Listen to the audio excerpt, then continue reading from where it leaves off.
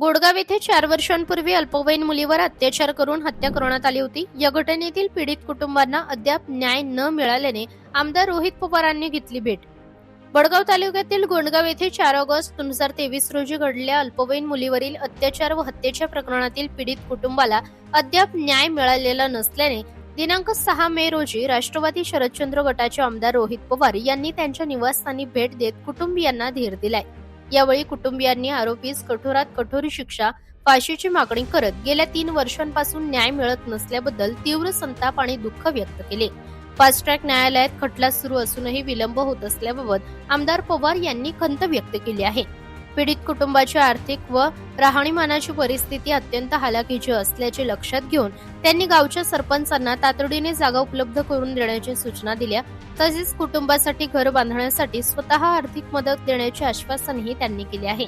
पीडित मुलीला न्याय मिळवून देण्यासाठी माझा लढा सुरूच राहील असा ठाम निर्धार आमदार पवार यांनी व्यक्त केलाय।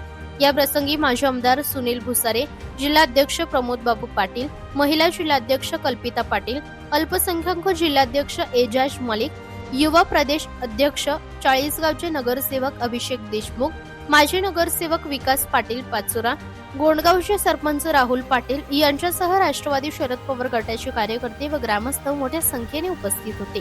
तसेच भडगाव पोलीस ठाण्याचे सहाय्यक पोलीस निरीक्षक प्रदीप एकशिंगे, पोलीस हवालदार नरेंद्र विस्पुते, किशोर सोनवणे, निलेश ब्रह्मणकर, सुनील राजपूत व मुकुंद परदेशी हे अधिकारीही उपस्थित होते। बडगाव तालुक्यामध्ये ही जी घटना 2023 ला घडली होती ती अतिशय दुर्दैवी होती आणि तुम्हालाही माहिती आहे की त्या दिवशी अख्खा जिल्हा, अख्खा महाराष्ट्र त्या पीडित मुलीच्या बाजूला तिथं उभा राहिला होता। पीडित मुलीचं वय 7 असेल, तिच्यावर अत्याचार झाला।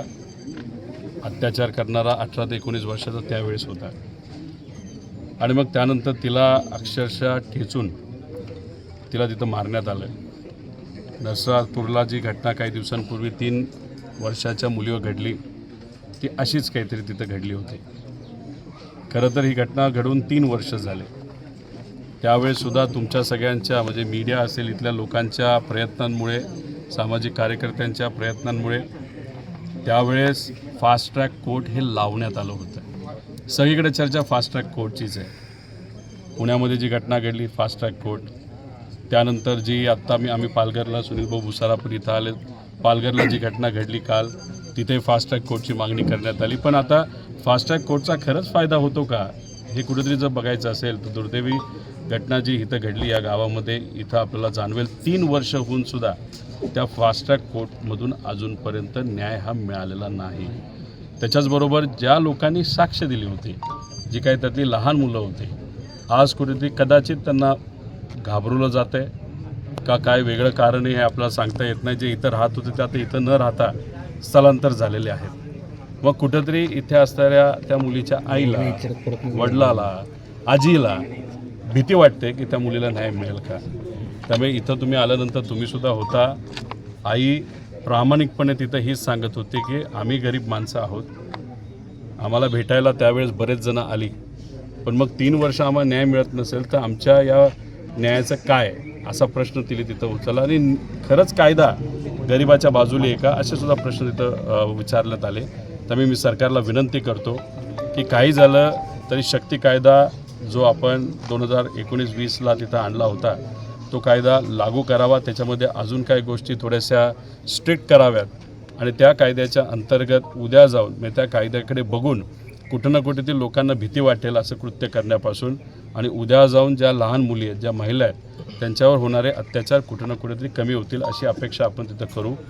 पोलिसांशी आम्ही बोललेलो आहे। इथं घरकुलचा काहीतरी एक प्रश्न आहे, तोही तिथं आम्ही समजून घेतलेला आहे। त्यामुळे इथं याच्यात कुठलंही राजकारण न आणता फक्त या मुलींना, या परिवाराला न्याय मिळावं असा आमचा प्रामाणिक प्रयत्न आहे। राज्यामध्ये कुठेतरी प्रतिनिधी अमीन पिंजारे, कसगाव, तालुका भडगाव, जिल्हा जळगाव। लोकनायक न्यूज